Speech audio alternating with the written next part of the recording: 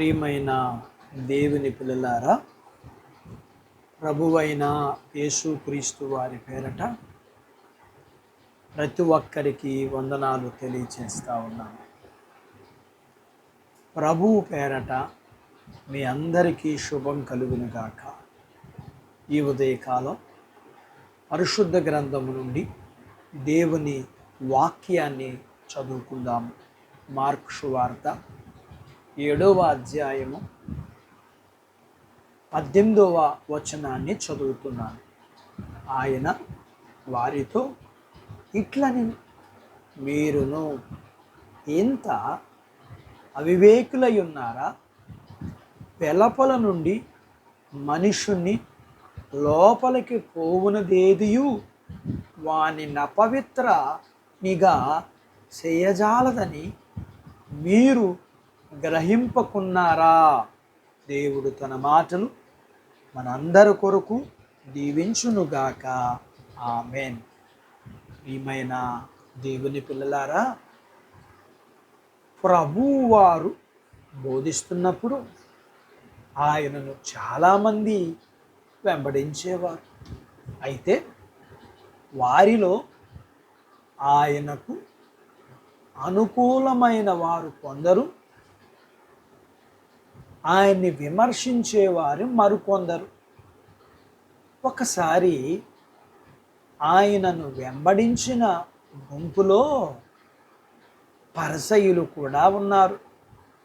ఆయనతో వారు మాట్లాడుచూ, ఇదిగో మీ శిష్యులు శుద్ధి లేకుండా, చేతులు కడుగుకోకుండా భోజనం చేయుచున్నారు, అపవిత్రులు అయ్యారు కదా అని ఆయనను ప్రశ్నించారు.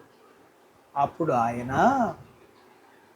మరి మీరు మీ తల్లిదండ్రులను గనపరచాలి కదా, అలాగ చేయనివాడు అపవిత్రుడు కదా, మీరు దానిని వదిలేశారు, మీరు అపవిత్రులేగా.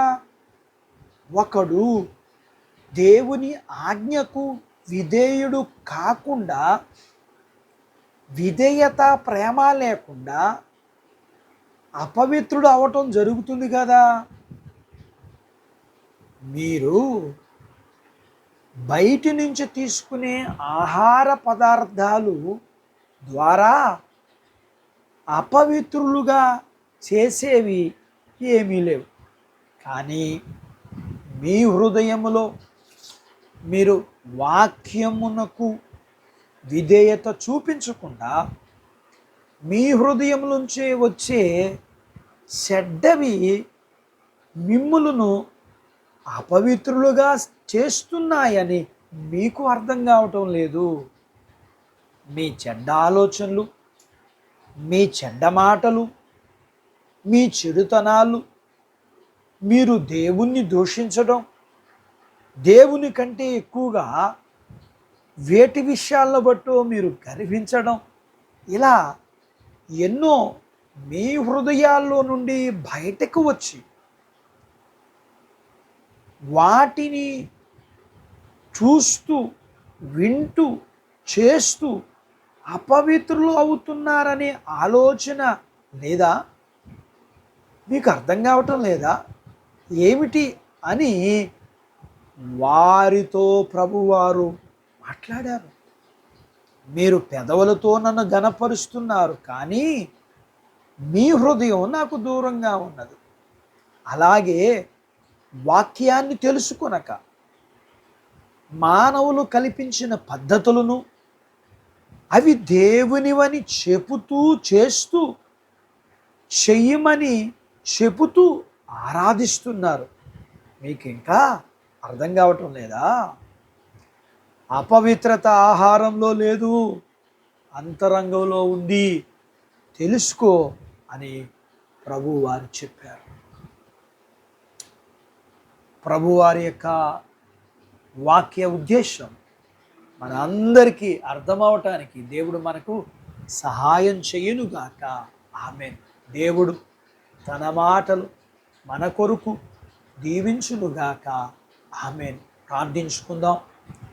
మమ్మల్ని మిక్కిలిగా ప్రేమించిన మా ప్రియా పరలోకపు తండ్రి, ఈ ఉదయకాలం వాక్యం విని నాతో పాటు ఏకీభవిస్తున్న ఈ పిల్లలందరి కొరకు ప్రార్థన చేస్తూ వాక్యపు సత్యము అర్థమై వాక్య ప్రకారం జీవించే బాధ్యత మీ పిల్లలకి దయచేయమని.